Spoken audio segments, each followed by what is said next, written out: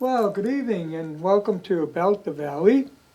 And right now we're at the Armenian Church, Look at that. right Nice. on Church Street. We're no longer on Church Ave, we're on Church Street. And it's not raining. No, and it's not raining, and the trees are all in full leaf. But actually, what we're going to talk about, we have two guests tonight. George, how do you say your last name? Marashian, Marashian, who's a member of the church. yes. And of course, Victoria, Atamian, Waterman. And the Atamian part is because you're a member of the church as well. Well, that is true. Yeah, and you're originally from Uxbridge? I'm originally from Rhode Island. Oh, okay. Yes. Because there was an Atamian family in Uxbridge, wasn't there? There may have been, but no relation. No, okay. And George is from Milford, but he Yes. belongs to the church here. Yes. And we want to talk about the Armenian population within Whitinsville, Mhm. but also about a book that Victoria wrote called Who She Left Behind, about the Armenian genocide and the migration from Armenia to America, Hmm. Yes. which took place this week. It actually is the anniversary, April 24th. April 24th. Mhm. That's the official day. Correct. When it started, That is correct. when the Turks came in and started just slaughtering everyone. Right. Deported the Armenians And through started the deporting- desert. Yes, That's when the roundups and the deporting started. yes. And this is just before World War One. And of course, the Turks were involved in World War One. In fact, they fought the British. So this is just before that. So they were getting ready, you might say. Mm. It was a time of the Ottoman Empire was starting to fall apart, which was headquartered out of Turkey. So, it was their way of trying to save themselves, but they sacrificed the whole peoples just to take over the area they wanted. 1.5 million Armenians. Yeah. And finally, it's back after the Soviet Union fell. Right. Armenia is an independent nation. Yes. Correct. But then, you went from the Turks taking over to the Soviets. Right. So, went for about 100, almost 100 years of losing a country. And a lot of people didn't realize that Armenia was a country. They grew up not knowing that. Right. It's 10% the size that it was prior to the 1915 Armenian genocide. Yes. In fact, one of the most important parts of Armenia, Mount Ararat, is no longer in Armenia, is it? No. No, it's a little painful because you can see it from everywhere, but it's over the border in Right, and the Turks Turkey. control it. Right. And they don't let anybody up there either. That's the other thing, because it was, according to the Bible, that is where Noah's Ark ended up after the flood. And there are people who would like to do research, but the Turks won't let them do it. Harry, you are quite the historian. I'm impressed. No, I think you know a little bit about a lot of things. well, I'm a big history fan, because I believe you have to know history so you'll know the future. Because it was Ben Franklin who said history repeats itself. No, I forget who it was. It's a historian. Said history always repeats itself. Well, it does in a certain way. It doesn't, not exactly, but in some ways it does. So, I think We are seeing that now. yeah, we are. And we're hearing genocide from these people that are demonstrating, and they couldn't be any further away from it. There's no genocide going on in Palestine. There was an attempted genocide in Israel. Because they were murdering everybody that was there. The Israelis, they went into Gaza, but you have casualties, but you always have civilian casualties in war. That's one of the things you can't prevent. But now they claim genocide. But this is wrong, and what it does, it takes away from the genocide that took place in Armenia. Because that really was. The Armenian people, for the most part, were not armed. No, they were not. The weapons were taken away. Yeah. That's what they Yes. do And first. it was an intentional ethnic cleansing. Yeah. And then, of course, later on came World War II, and we had Hitler do the same exact thing. And what did he, the same style, take the weapons away first, and then start the genocide. Take the weapons away, take the men away, Yeah, and then deport the women and children. yeah, That was the order. yeah, and he did it the same way. And he said, I can do this because no one remembers the Armenian genocide. That's right. That's right. So That's we what he said. acknowledged it. Yes. Yep. Yeah, hey, the Turk got away with it, I can get away with it. However, you could still say that when he said, after all, who remembers the Armenians? And I've done many book talks, and at every one of them, there are people who will say, I never heard about this. Right. How come I didn't learn about this in school? So Yeah, it they still don't teach goes in on. school. No, they do not. They do not. I got into history in, I think it was the 10th grade. We had world history class. And I got into it because they started teaching real world history. And I really loved it, you know the truth. But that never came up. Right, right. That is changing a bit. There's the Genocide Education Project that is advocating for the education of genocides, not only the Armenian genocide, but Rwanda, Cambodia. Yeah, the genocides have taken place all over the world. Right, right. And so they want that education to be taught in schools. And so Massachusetts is one of the more recent states that has passed a bill on that. That was 2 years ago. And stating that every student in high school needs to have genocide education. Here again, if you don't teach it, we'll repeat it. Right. Well, we do know that here in Whitinsville, there is the school that does have genocide as part of its curriculum, and Jeffrey Kalustian from church and part of the organization Armenians of Whitinsville teaches them the course, and it has a full presentation that he gives them, and they actually visit Pine Grove Cemetery and assist with putting up flags during this week. Well, you know, that's because you've got a good Armenian, a strong Armenian population That's within true. the town. Right. And that's probably true elsewhere too. I'm sure probably in Watertown you see the same thing. But because you're concentrated in certain areas, you're not getting it across the whole state. Correct. That is true. But- Hopefully we'll see that But change. that's changing. Yes, that's mean, changing. if It's you all look changing. around- That's changing for the positive. I'll tell you one thing, a lot of Armenian people got involved with Hollywood.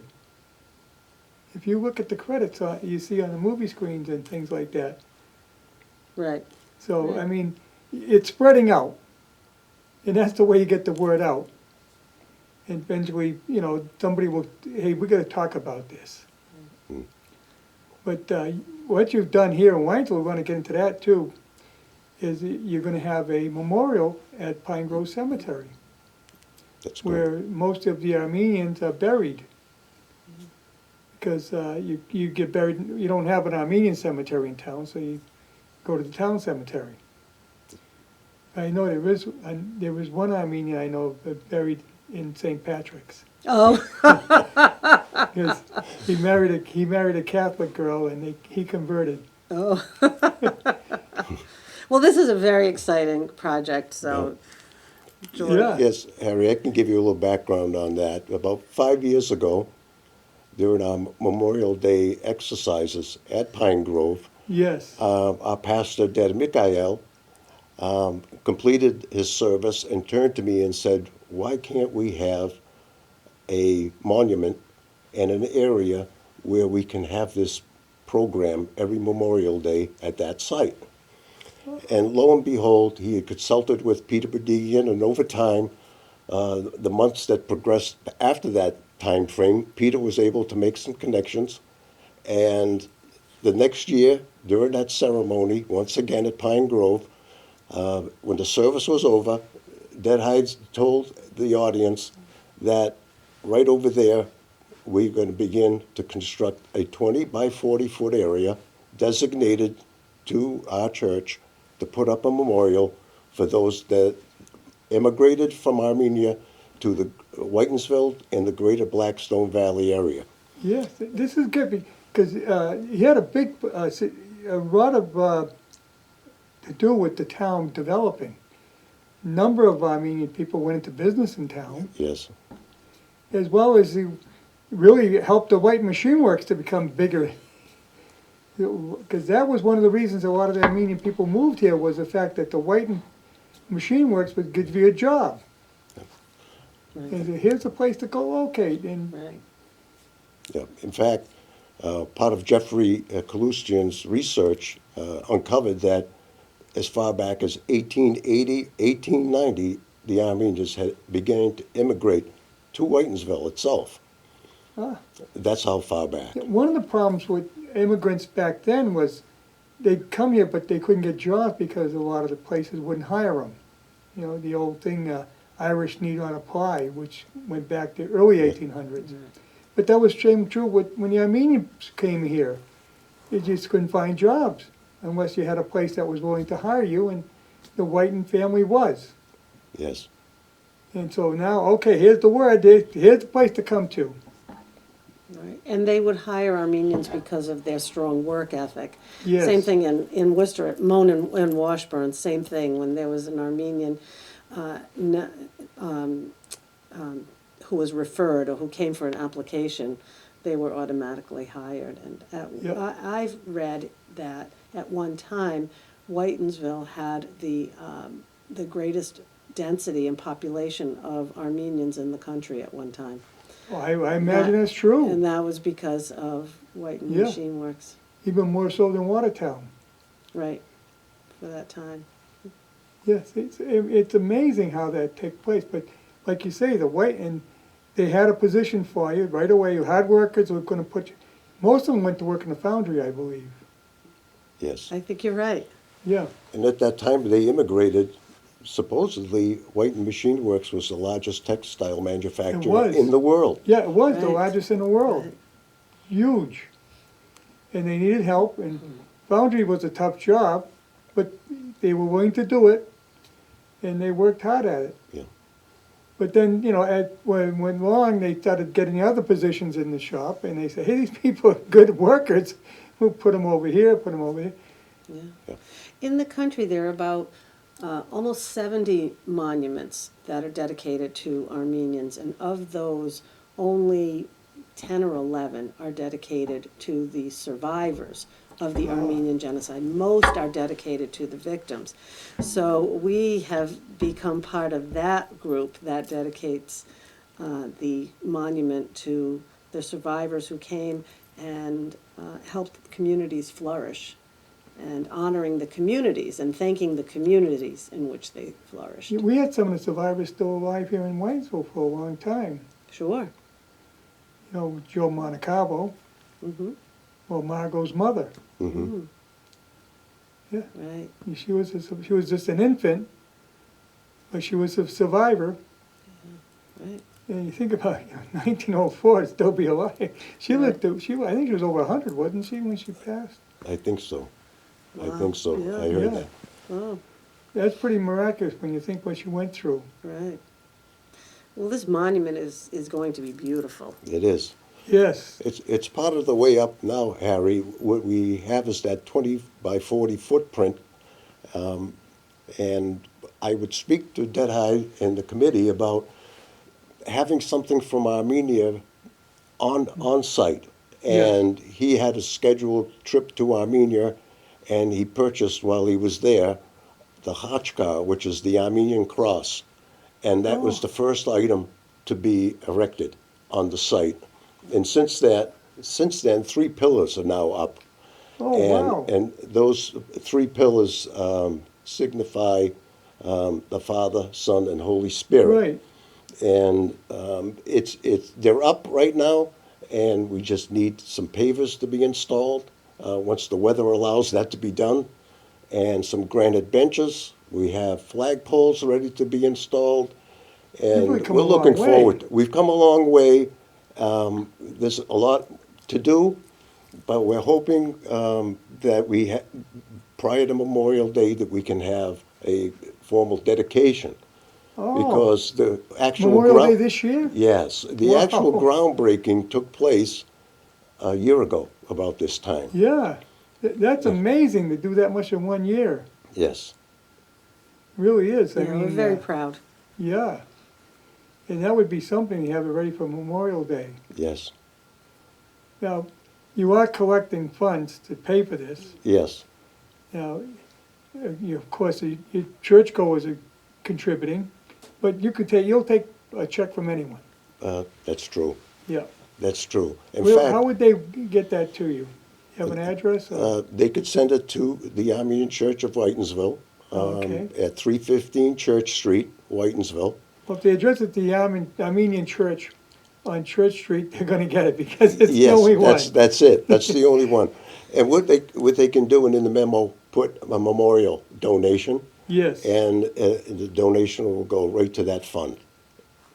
yeah, so, And just as an example, Harry, when the Dead Hide made that announcement 4 years ago to the audience that was there at the cemetery, a woman raised her hand on the spot and says, how can I donate? So within minutes of hearing the announcement, we had the first donation, oh, that's great. and it was immediate. There are a lot of generous people in Northbridge. Yes, But, one thing about the Armenian Church, you were the first country to be Christian. yes, That was prior to, I forget his name now, but the Emperor Constantinople converting the Roman Empire, well before that. 315 AD. Yes. Which at the time was not I a, learned that in Sunday school, Joey. Okay, that's It's good. pretty good, huh? which at the time was not a good thing to be. It was, it was still kind of an outlaw religion. So Right. you were the first country to convert. Especially in that region, because Yes. it's being held against you. Yes, and one reason for the genocide was the The religious. Turks were Muslim and they didn't like Christians. Mhm. And that going back to the Crusades. But how do they blame you? You had nothing to do with the Crusades. The Crusades were coming out of Rome, Interesting. but they still blamed you. Well, we're happy to be here to also raise awareness because as much as we've tried to get the word out, Yeah. because people can designate their donation in loving memory of somebody. And Yes. we want to make sure to reach as many people as possible. Some people have left, not everybody is still Right. here. And this is a way to reach people so that if they want their loved one's name to be honored through their donation, they can participate. It's not too late. Oh, yeah, that's great, yes. Yes, because, a lot of people, well, within any ethnic group, have intermarried into other ethnic groups. As we get older, we kind of, we're really we're melting. Yes. So, yeah, you might want to have I remember, I grew up in Whitinsville. Right. Let me make a donation. Now, you're not putting any names out on the monument at all. No. We're Not- recognizing them differently, not Yes. on the Right. monument. But you still recognize them. Yes. They'll be on a sign on the site. And Oh, we'll okay. recognize them on the website Oh. and in the commemorative book. Yeah, They can also go to the website, and if anybody wants to donate online, there's a way to do that. If you go to the Armenians of Whitinsville website, you can just look that up and you'll find it. There aren't too many. type in Armenians of Whitinsville. Armenian Church of Whitinsville, Armenian yes, Church of Armenian Whitinsville, yeah. Church of Whitinsville. And you can see how you can donate there. Yeah, there's online, only one, easy. so. Right, It's right, gonna come up. Right. That's what's great about the web. When you get something exclusive, it's gonna come up. What else can come up? right, right. But we've had some generous community Yeah. sponsors as well. Yes, we have a number of sponsors that, merchants and institutions that have been supportive all throughout the years. And I hate to mention too many names because it wouldn't be fair if any are omitted. But I must, Right. as you said, the community is very generous. And that goes for the merchants in different institutions here. Well, the town was generous in itself because they control the cemetery and donated your Yes. space. Yes. Right. Yes, they did. Yeah. Now, would that be, if in the future you want to be buried as an Armenian, you could be buried near your monument? Well, the, I don't know where it is, I Yeah, I haven't don't- seen it. as you I'm enter not Pine sure. Grove, it's like the foul line in right field. It's as far to the right as you can go. Oh, And it's just, there's a road, access road. yes, And the burial grounds are to the left, and this area is just to the right of it. We're all within view, oh, and it's okay, elevated slightly, and with the height of the monuments themselves, it's noticeable once you get close to it. right. Because the Whiten family's all buried in the same area, Yes, on top of the hill. yes. But So our goal is 125,000, Yeah. and we're at 107. Wow, you're getting very close. We are, we're Yeah. getting very close. So every little bit counts going forward now. Yeah. I mean, and this is really a great tribute to the fact that if you grew up here, especially if you're Armenian, you grew up in this town. I remember when they built the church. So, how old is the church now? Probably about I want to say, okay, 50, 60 years? We had our I 60th know, anniversary Harriet's, last year, right? I'm trying to do the math. Okay. I was 8 years old. I was at the dedication with my parents. Oh. I was 8 years old. So I don't want to give it away, but it's close to 70. Yeah. It's above 65. Let me put it to you. Okay. Yeah, see, I'm going to be 76. And I remember, it was an empty lot. Well, That's And right. I remember seeing the sign there that this was going to be built here. I heard it was all swampland. Was that true? Yeah. Because there's water that floats There's in the rear. Yeah, in the back it's swampy. But it was kind of gravelly in the front. I see. But, I think mean, probably a lot of the neighbors and the community knows us by the picnic.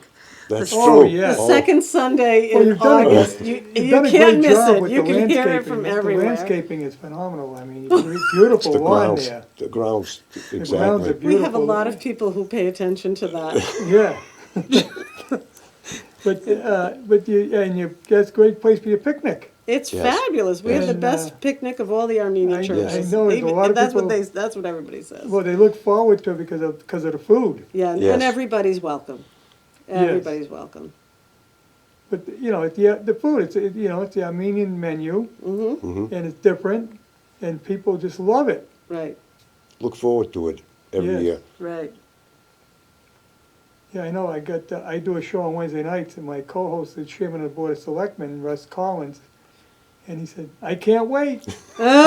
Because I guess he just went before the selectmen to get permission for the picnic, Oh, good. and put the banner up for the picnic. Yes. Oh, right. It Yes. looks great. Yeah. Drive by and check it out. It Well, looks, that, it's a the beautiful banner. genocide banner is up now, but the Right. picnic banner, we Right. got Yes. permission for both. Oh, Yes. good. Oh, And good. so Get he them said, well, both they were done, they yeah. came into the selectmen to get the permissions, and I can't wait now for the picnic, Oh, good. which is in August. Correct. Yes.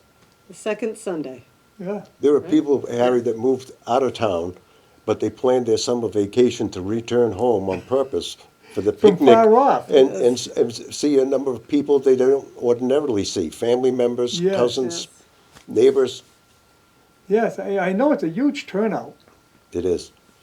And we've been fortunate every year that we've had excellent weather. Yes, And- yes, you've been lucky. It's been a good sunny, not too hot, but sunny. Yes. And 2 years ago, I remember we were setting up the tents, tables and chairs, and people were already coming the night before the picnic to claim their spot for their family to sit. Usually it's very early on Sunday morning, Yeah. but 2 years ago, it was the night before. And they didn't care. They left it there all night long, tables, chairs, lawn chairs, coolers. Wow. That's how much they look forward to it. Yeah. Well, they know the crowd that's going to come, and Yes. they want that one spot that their family always knows they're going to be at. And now, because you branched out, you're bringing in more people from even more places, right? Yes. A lot of people moved away, Yes, Right. but Yes. they come back. yes. But now, is there another Armenian church close by? I think the only next one is in Worcester, isn't it? Yes, there are two in Worcester, yes. Yeah, so if you want to go to church, you either come here or you go to Worcester. Yeah. That's true. And in That's fact, why you come up here from Rhode Island, right? Well, yes, I live in North Smithfield, so the church is Well, you're about close. 12 minutes away. Yeah. So it's a lot closer to me, where I grew up in the Providence Church, but Whitinsville is a lot closer for me Well, less traffic than too. Providence and Worcester. And on Sunday mornings, you know, that 15 minutes that doubles to a half-hour round trip makes a difference. Yeah, yes. And it's a wonderful community. Yes. It's a wonderful Yeah, community. you get to see everyone. Yes. When you were growing up, you came to the Whitinsville Church? No, too? I went to No. Providence. Oh. Yeah, I grew up in the Providence Church. Oh, okay. Yes. Were you living in Providence at the time? I was living in Warwick, Oh, well, south of Providence. yeah, so right that's- next door. Right, exactly. You can't tell when you leave Providence and go to Warwick. But I've been coming to the Whitinsville Church for over 20 years now, Oh, since I've lived in North Smithfield. and you grew up in Milford, John? yes, yes. But you came to Whitinsville for, On occasion, we would for the major holidays, but my mother's from Providence, and so oh, we would always go visit family there. But before we visited the family, we went to church.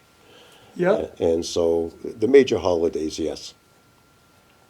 yeah, it's got a great history.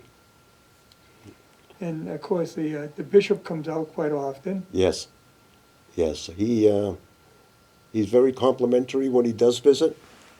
And a few years ago, we cleared out an area in the back of the church and put in a fire pit and the flags, the American flags, the Armenian flag, the Artsakh flag. And we wanted to show him. And he turned to me and said, "Every time I come here, there's something new." And it sort of put pressure on us to say, what else can we do to improve the Right, grounds, right. the church, the interior and everything, because he's expecting it now. But that was his way of saying it looks very nice. And he was appreciative of it. Well, you added that carving out in front. Yes. There's a name for that. Well, that's the Chachka. Oh, That's okay. the Armenian cross. And Yes. that one was donated by the Atamian family specifically for the martyrs, those Oh. whose lives were taken during the genocide.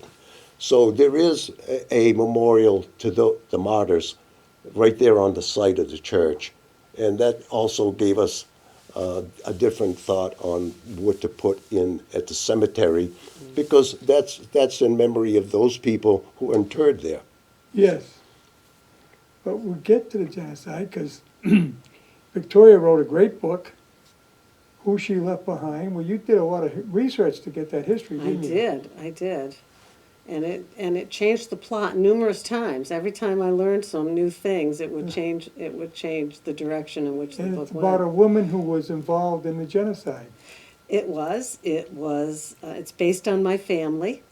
And Mm-hmm. I can tell you that it starts and ends in a cemetery, not Pine Grove, but North Burial Grounds in Providence, which is where, you know, many of my Armenian family members are You have a buried. picture of the book, Aaron? Put that up. Go ahead. Okay. Yeah.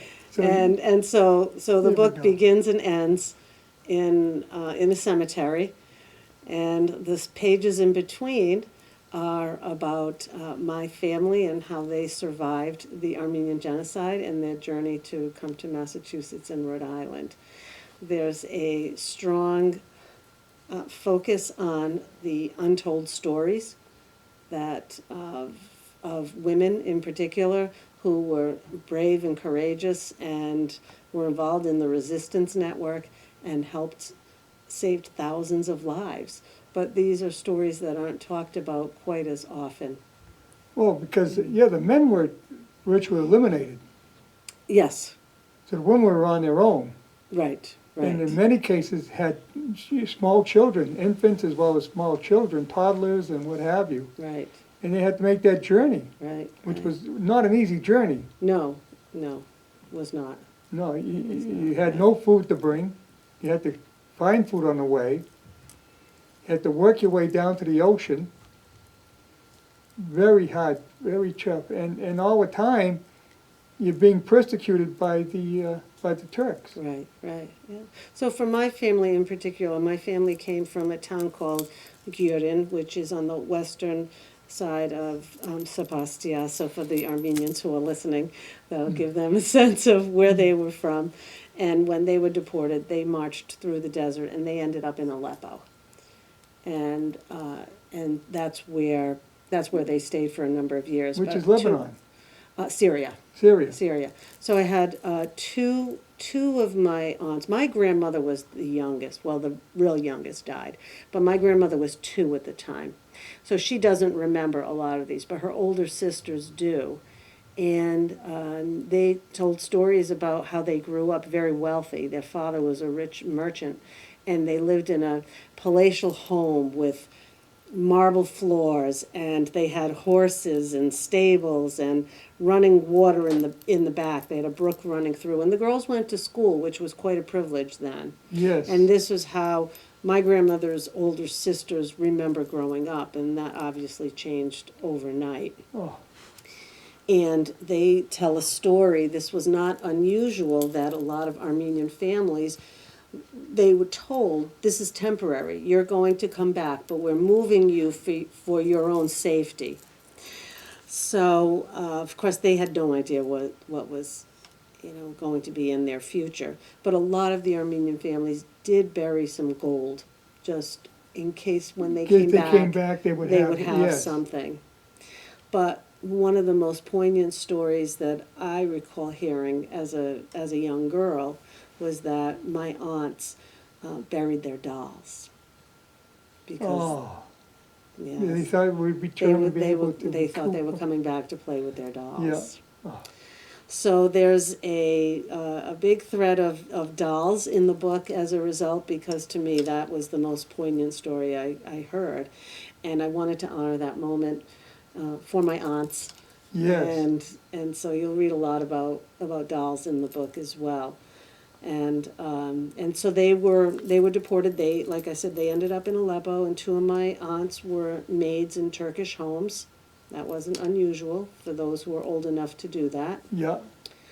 And The Turkey was still controlling part of Syria as well. right. The Turkish officers were there. That is correct. That is correct. So Well, that was the Ottoman Empire, and they actually went further than that. They controlled almost all the Middle East. Right. And so, my mother used to say about how it was interesting that, by the grace of God, these girls weren't hurt or whatever it might be. Yes. But because they didn't talk about it, what I discovered in my research is that was the exact opposite of what happened, because they didn't talk about these things. But both of my aunts came over as picture brides. And there's a whole story in between. I don't want to give you too much, but one of them does end up meeting an extraordinary Danish missionary, Karen Jepp, and she had a rescue home, and she was brave as could be, and she was fierce, and her mission was to rescue these Armenian women. Yeah. And It was the missionaries that actually saved the situation, wasn't it? it was the missionaries in overall, yes, and then the missionaries in Aleppo who helped the families as well. Right, because So- the Turks originally, they killed off the men, but they made the women into slaves. Right. And so my aunts were part of that. Right. And they got out, and you'll have to read the book to find out some more about that. But they both came to the United States married to a picture. And this was common then, because those men who came earlier, like we talked about in Whitinsville, they came Right. in the late 1890s. Yes. Because they were fleeing another persecution in Adana, in Armenia. And so they were here making money, but there are no women to marry. And Right. so this was all above board. This was, a respectful way Yeah. to flee and to come to the United States. But that was The common men with a would lot pay- of immigrants. Yeah, they would Yes. pay for their passage. Yeah. And in return, these younger women would marry the man. Right. And so 2 of my aunts came over that way, and then while they were here, they saved money, and that's how they brought over everybody else eventually. That's amazing when you think about that. They married someone they didn't know at all. Right. but yet they ended up, those marriages lasted a lifetime. Yeah. Not all of them were happy, but Right. some of them were. There was one in the book you'll read about, but not all were. Well, not everyone wins a roll of the dice. Right, right. But times were different. They were in survival mode. Yeah, Let's well, face yeah, that it. was They to were in keep you- survival mode. You think about it, you wouldn't be here today if they hadn't done that. That's exactly right. So, I mean, you have to look back on what your grandparents did is the reason you're here. Right. You know, I'm half French Canadian, but the other half is Polish. If my grandfather and grandmother hadn't come here, I would have been in a communist country. Yes. I still got cousins that live in Poland. They visited me a couple of years ago, Oh boy. before the epidemic. Yeah. And now they're free, Mhm. but they went for years living under communist rule. Mm. So, you know, it's just the fate of the things that took place. Right. Right. And I appreciate so much of what they did. You know, I'm sure you appreciate the fact that, I do, and I feel this sounds. It's a spiritual moment. I guess I don't know how to describe it, but the way this book came together in terms of the information finding me, yes, I feel that, you know, my relatives really were leaving me breadcrumbs to write this book. I do. I feel that way. I feel that, you know, God used me as a vessel to tell this story. yeah, because you're not And- really an author. No, I'm not. This is I've been in the business world my whole life, so for me to write a book was a pretty big deal, and it's heavily edited. I had a lot of help from people, but I love how it came out, and it's coming out in paperback April Oh, wow. 30th, So and it's done in pretty audio. well then. Yeah, it is. It's doing. Yeah, It's 'cause doing publishers well. won't put out a paperback unless the hardcover did well. Right, right. I mean, I've got to probably sell 9,000 more to break even, Harry. Let's be real. This is a passion project, and everybody told me if authors don't go into it for the money, and boy, they're right. No, you don't. Yeah, No, that- you don't that get is rich. for You don't sure. get rich. You don't get rich. unless If you're- you break even, you're Not doing well. unless you're a famous politician and they give you a big check up front. Right, right. But candidly, when my mom passed away 5 years ago, she left me a little bit of money, and I wanted to do something meaningful with that. And Yeah, I've because it took always a lot of wanted to research, write- didn't it? Oh, it took a lot of research. It was 3 solid years. But I've been writing this book in my head for 8 years. But it's difficult research because you don't have the records, you don't have the ability to look that stuff up. Right, that is correct. And so thanks to the help of these amazing genealogists, George Aljayan, who a lot of the Armenians will know, he and Mark Arslan and Luke Vartan Baronian. And I've got to tell you, Facebook has been unbelievable because there are groups, the Armenian genealogy group, the Gyurency group, which is just the Armenians from the town. Can you believe there's a Facebook group of Armenians from the town that From my family Whitinsville. came from? Oh, from and your so, town in Armenia. right. And so Wow. this is a global conversation of people who are hungry and thirsty to learn this information. So like others, I felt that my generation is the last to tell this story straight from hearing it from the survivors. Yes, because My they're gra- gone. Right. My grandparents, we grew up with my grandparents. Yep. Armenian was our first language. We lived in the same house. They Yep. did talk about the genocide. A lot of grandparents didn't. I hear from a lot of people. They didn't talk True. about it.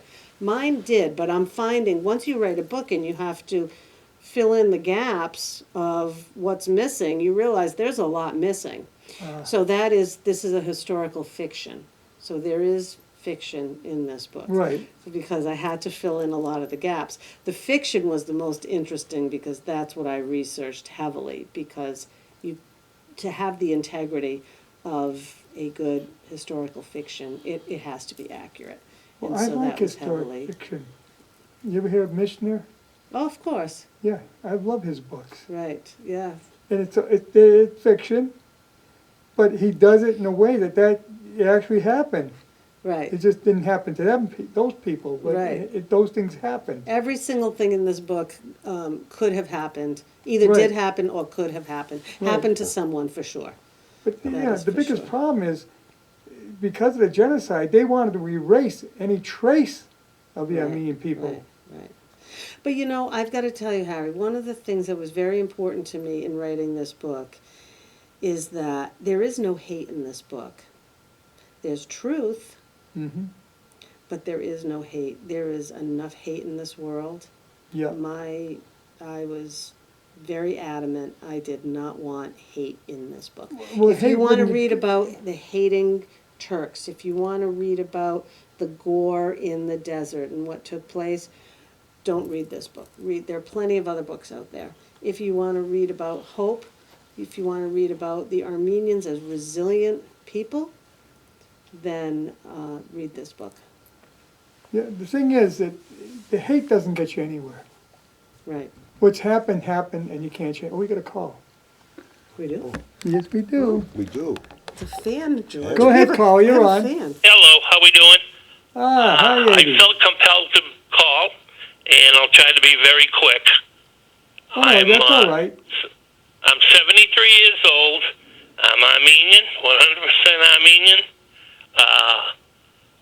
50 yards from that church behind you, I grew up. That's where I was born, and I grew up there. We used to go there for Sunday school. In the last half hour, we'd go up to church. And my father we didn't have a car. My father would take the bus to Worcester every Sunday. And he went there until we got this church built. And then he became a deacon in the church. He was a very, very religious man. And he was teaching me to read and write Armenian, and then he passed away. But he loved America. He loved being Armenian. He had a rule that when you're in the house, that my brother and I, at all times, had to speak Armenian. Told us one day, there's going to be a time when you're going to be thankful you remembered it. And of course, we're not as fluid as we were back then, but, you know, it was a good thing. We spoke Armenian in the house. Outside the house, you could speak English or anything else you wanted. I don't know if you remember back when Huntley and Brinkley were on the news, 7 o'clock or 6 o'clock, whatever it was. Yeah. You came in and you sat in the parlor. You didn't say a peep because he'd have probably thrown you through the window. He wanted to listen to the news. He didn't want to hear anything. He worked in the foundry. He worked very, very hard. He was born in 1895. So, but So did growing he- up in Armenian, we were very proud of who we were. And there were a lot of Armenians in town then. And slowly but surely, as you know, time took a lot of them. And I'll just say one more story. I'm kind of a political animal, and my first attempt locally was I ran for school committee. And I was standing outside greeting the people. And this older Armenian gentleman who could barely walk came up to me, grabbed my hand with both his hands, and said to me, he said, I came to vote today. He said, I haven't voted in 40 years. He said, I came to vote for you, for your father. Aww. And it's like, floored me then, floors me now. So it's just amazing what you remember about people. But the Armenians, and of course I'm prejudiced, great people, and they had to go through a lot. So I just wanted to say thank you for you two to come up there and have this nice conversation. I'll get off so you can continue. You should get a copy of Victoria's book, A.B. All right, I'll do that. Yeah, it's available on Amazon, right? It is. It is. Okay. Who She Left Alright. Behind. All right, well, you have a good night. Thank Thank you. you. Yeah, A.B., before you go, Yeah, remember there was the Armenians Men's Club yes, right on Church Street? Yes. yep. Yeah. It was bunch of people bought it, and the guys would go in, they play cards, pinochle, whatever. And they had a soda, a beer, they donated. They kind of ran it themselves. Yes. But it was pretty well attended, but a lot And that of was people right up until remember. the 70s. Yeah, oh yeah, a lot of people remember that little Armenian club, Oh, yeah. and long gone, but it was something in its day. I used to work next door at Christie and Thompson, and we'd go over there and get a soda. Yep, we had the soda machine right there with the bottles, Yep. Wow. with the glass, and I think it might have been a nickel, you know. Yep, I think it was. That was a long time ago. Oh yeah, a darn long time ago. And that in the back of it, they had a stage, and they put on little plays Yes. Yeah. once in a while, and so forth and so on. And Every Sunday. public was welcome to come in and just enjoy themselves and go from there. And But I like I remember said, that I'm going to let you get back to what they you all spoke Armenian there. you are there for, and thank you for sharing the history and everything else. Okay. Thank Thank you. you for the You have a call. good night. Thank you for the You call. too. Good night. Bye. See, Harry, if his father is buried at Pine Grove, that's exactly this gentleman's cause. What he shared with us. This is who we're remembering now with Yes. this memorial. Yes. No, I remember that club. I used to go Yes. over and get soda. I used to work in a pot store right next door, Mhm. and I'd go over there and get a soda. And a lot of the old men would sit around playing cards, and That's I could hear them talking Armenian. Yep. You know, in Milford, we had the same thing at the Prospect Heights. There Yep. was that one little place where the men would congregate, and it was just as he described. It was self-run. They took care of it. Yep. Right. And as a kid, I'd go in there and I'd get a Hershey bar or a bag of the small Planters peanuts, right? And the men would just smoke. It was just and a way of play. socializing. And the women you knew were back at home baking the chodag Yes. and the lamaggion and the dinner for that day. Right. And that's just a sense of community that Right. was that was there. Right. Yes, I mean, we haven't got that anymore. Not that way. No. No, But, yeah, it was an interesting call. it was. That was nice. You'll hear that all the time around here. Now, how did your family get here, George? Did they? My grandparents on my father's side were a bit older, and they were in one of the communities that were heavily impacted by the atrocities, and they were able to escape and get to New York City.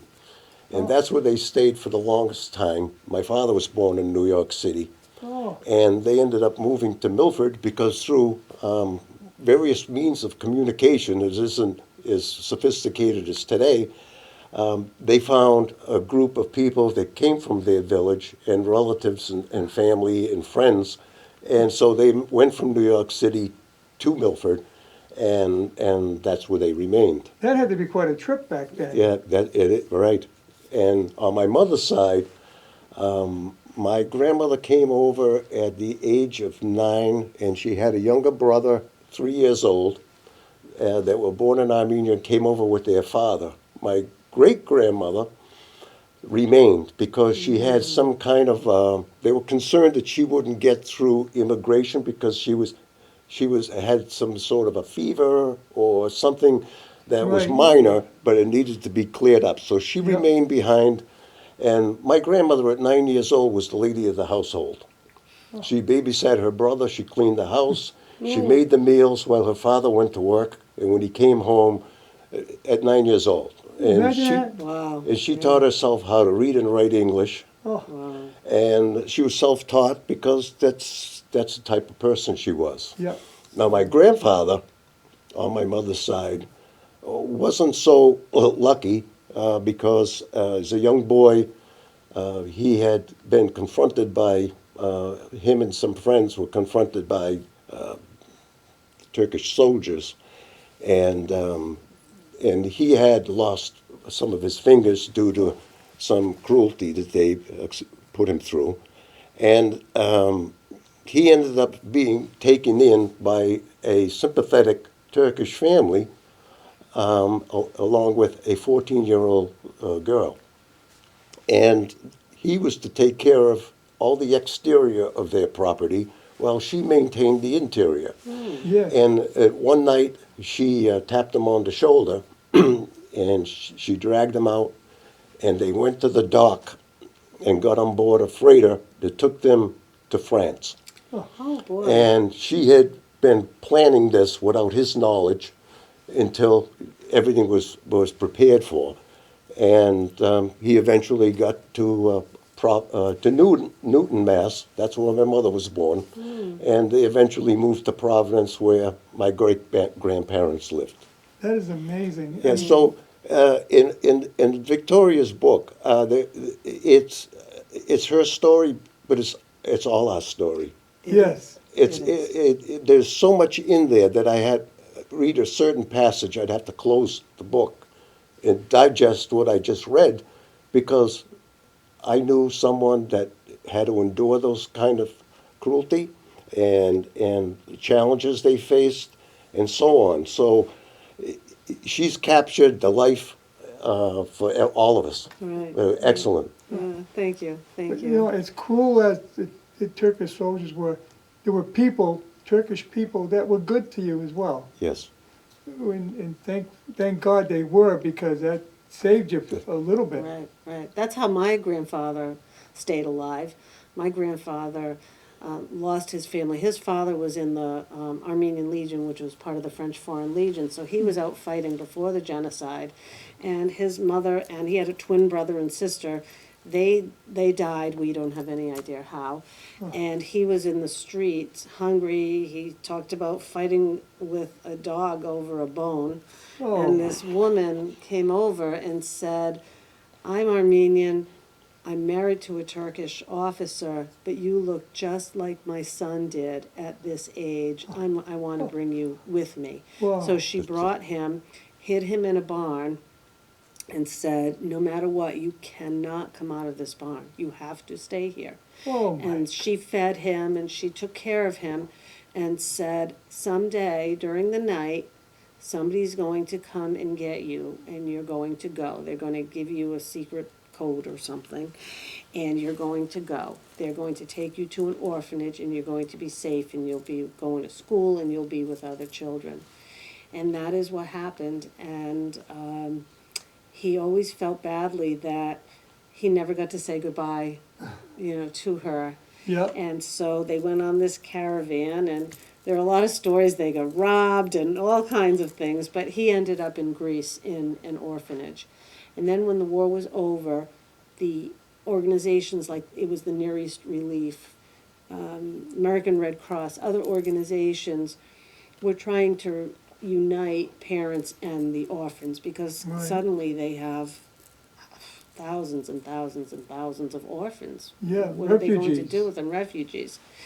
And through many miracles, my grandfather was reunited with his father in Providence. Wow. And that's how my grandfather that's ended up amazing. coming to Rhode Island. So you're right. There were some Turkish We people can't that even helped as comprehend well. that situation, No, being in that type of. we certainly cannot. Oh. But one of the things also in the book that I know George has mentioned is that one area that it stands out in, it does capture the Armenian immigrant experience here. And so it talks, and all immigrants, I think, can relate. Yeah. It talks about the triple deckers. Yes. Talks about they went on an outing, and They went to Rocky Point Park in Warwick. And, you know, when the Armenians traveled on a picnic, they didn't bring bologna sandwiches. No, they brought the tangeras, which are the pots, right, filled with pilaf. Somehow it ended up still hot. I don't know how they did this, right? And the fasuya. There were no bologna sandwiches. No. And this is what they brought. This is what we ate on outings at the beach. It was. This is how it was. But so many Armenian families, when they're reading this or talking about the triple deckers back and forth and all of that, we can all relate to those stories. Yes. I love Rocky Point. I used to love going there. Right. Yeah. Fortunately, it's not there anymore. No, that's right. That's right. But, yeah, and even though it was a place it was a big food place, Right. they brought their own food. Oh yeah. Yeah. It's like going The to beach everywhere, wherever. the Oh yeah. Armenian picnic, right? Oh yeah. Exactly. Yeah. I didn't know that meatloaf or shepherd's pie existed until I went to summer camp when I was 9 or 10 years old. I came home and said to my mother, "Wow, the food was really good. We had meatloaf." We didn't eat that in my house growing up. We had a Sunday dinner every day. We had lamb, pilaf, fasuya. I mean, this was every day. This was Yeah. what we ate. It's amazing how they brought the food with them. Oh, they brought the food, the traditions, the music, the Yeah. dance, the songs, the language. You know, They brought it. Prior to and- having the and Armenian kept it picnic, the alive. church, it used to be held here at the American Legion. I see. Oh, is that right? Yeah. Oh, Yeah, well, there used to be out back. Used to use Oh. the back of it right. and the inside as well. Yeah. But I lived right over here, my in-laws' house, when we first got married, and they could hear the music. Ah, so we go way back, Harry. Yeah. Our traditions, for sure. Yeah. We're gonna wrap it up. Okay. Oh, yeah, see, I told you, didn't the hour fly? No. It It went did. by It very did, Harry. quickly. Well, thank you for coming in, Thanks for having us. and, yeah, great, it was great to have you. Recommend your book, it's a very good book, get it on Amazon, Mm-hmm. and it'll be out in paperback soon. Mm-hmm. The end of the So- month. If you don't wanna pay for a hardcover, wait till the end of the month, you can get the paperback. That's right. All right, but, And if anybody's listening out there who had family here that helped the community flourish, I mean, they were part of this. And if Yes. you want to honor them in a meaningful way, go to the website of Armenian Church in Whitinsville, and you can read about it. it's a good idea to have the book so you can give it to generations to come, Right, so they can see. right. Because God forbid we Thank you. lose that history. Yes. You know, that's why I'm a big fan on books, especially history like that, because we're gonna lose it. Especially they don't teach it in school enough. We gotta go. Okay. Okay. See you next week.